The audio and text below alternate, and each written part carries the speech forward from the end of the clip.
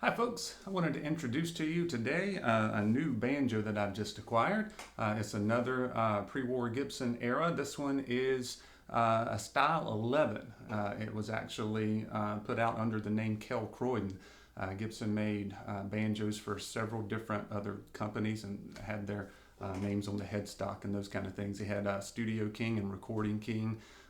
Those were put out for McNeil and Ward, I think. It had Kel Kroydon and then Kalamazoo and there were several other ones. So here was the original neck for it. It had the perloid fingerboard on it, and it's under the name Kel Kroydon. I think these were made somewhere between 1931 and 33.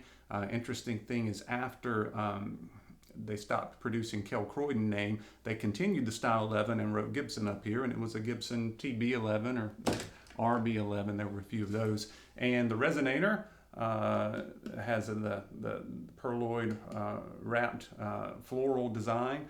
They also had a KK-10, which they didn't continue on, and it was instead of blue neck and resonator sidewalls, it was more black.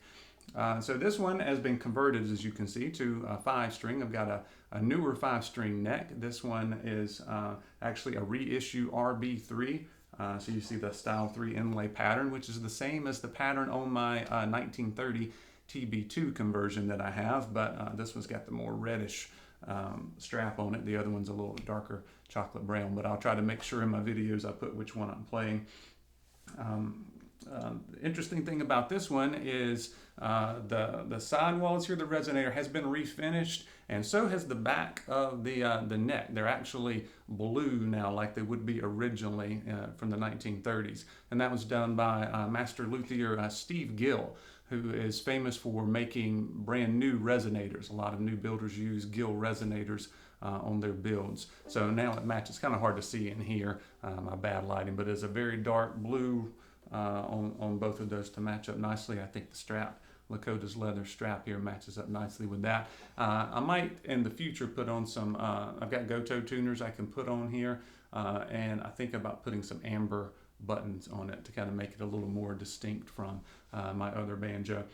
Interesting thing is a lot of the Style 11s didn't have an identifying number on them anywhere. It wasn't stamped on the rim or on the back of the peg head or anything like that. But when I got in the tenor neck right here on the heel, a lot of times in pencil they write the batch number at least. And this one, is best I can tell, is 9783, which would put it early 1931 is my best guess.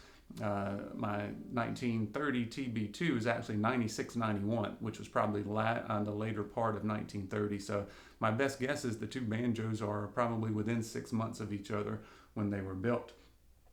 You have to be careful when you start talking about Gibson conversions. You want to get as many original pieces on it as you can, and not to have a whole lot of work done to it. So I realize that this one's has been refinished on part of the resonator, but usually the first thing to go is the flange. So when they started going to a one-piece flange from 1929, they had some problems with the makeup of them, and they were really brittle. So this one's been broken in way too many pieces to repair. So this one's got a newer first quality flange on it. I also got the original case, the original bridge, the original neck, as you saw on it. So I like getting as many original parts as you can.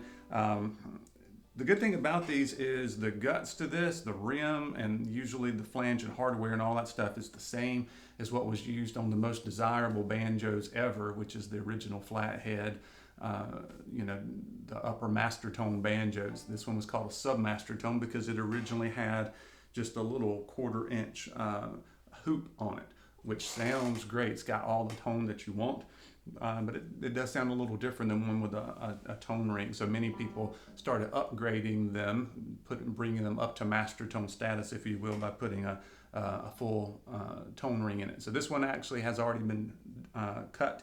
The rim's been cut and a Danik ring has been installed on it.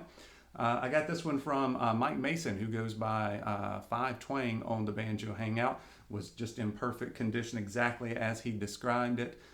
Great gentleman to do business with. He always has a couple banjos up for sale or trade, so we were able to come up, work out a deal.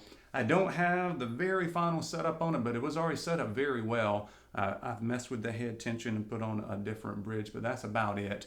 Eventually, I will take it to John Bolding up in Mount Airy, North Carolina, who always does my final setup work, and I'm able to sit there and watch him as he works. And he'll take about 30 minutes and play it, play the banjo all over the fingerboard, and he'll be listening for things, and he'll start adjusting the tailpiece height and checking the rods and making sure there's appropriate tension on the coordinator rod, truss rod, the action, and start messing with the head tension.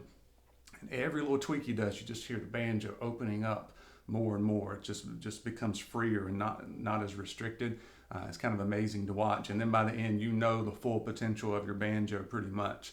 Sometimes I get a little better after you just play them a lot. I'm not sure how much this one's been played, so I'm going to play it a lot and see if I can break it in a little bit more. So that is to come, so be looking for it in future videos. And I wanted to give you a quick sound sample. So thanks a lot.